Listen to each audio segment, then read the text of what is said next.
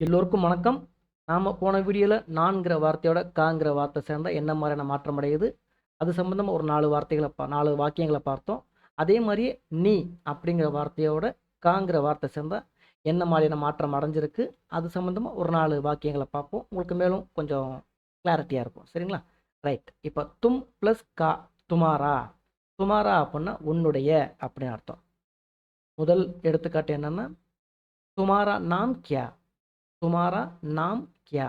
துமாரா அப்படின்னா உன்னுடைய, நாம் அப்படின்னா பெயர், உன்னுடைய பெயர் என்ன, கியா அப்படின்னா என்ன.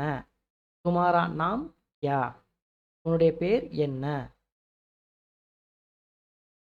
ஏ துமாரா கர் ஹே கியா. ஏ இது, துமாரா கர் ஹே கியா அப்படின்னா உன்னுடைய வீடா, இது உன்னுடைய வீடா. ஏ துமாரா கர் ஹே அப்படின்னா இது உன்னுடைய வீடு. கடைசி கியாங்கிற மாதிரி முடிஞ்சிருக்கிறதுனால இது கேள்வி வாக்கியமா இருக்கு. ஏ துமாரா கர் ஹே கியா, இது உன்னுடைய வீடா. துமாரா பிதா கா நாம் கியா.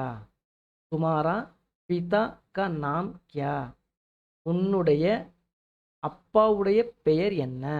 உன்னுடைய பிதா கா நாம் கியா, உன்னுடைய அப்பா பெயர் என்ன, இல்லாட்டினா உன்னுடைய அப்பாவுடைய பெயர் என்ன. துமாரா உன்னுடைய, பிதாக்கா அப்பாவுடைய பெயர் என்ன. துமாரா கிதாப் லேலோ. துமாரா உன்னுடைய, கிதாப் அப்படின்னா புத்தகம், கிதாப் லேலோ உன்னுடைய புத்தகத்தை எடு அப்படின்னு அர்த்தம். சரிங்களா? நீங்கள் வேறு வேறு வார்த்தைகளை போட்டு நீங்கள் முயற்சி பண்ணி பாருங்கள். கண்டிப்பாக உங்களுக்கு ஈஸியாக அது வந்துடும். சரிங்களா? ரைட். நன்றி.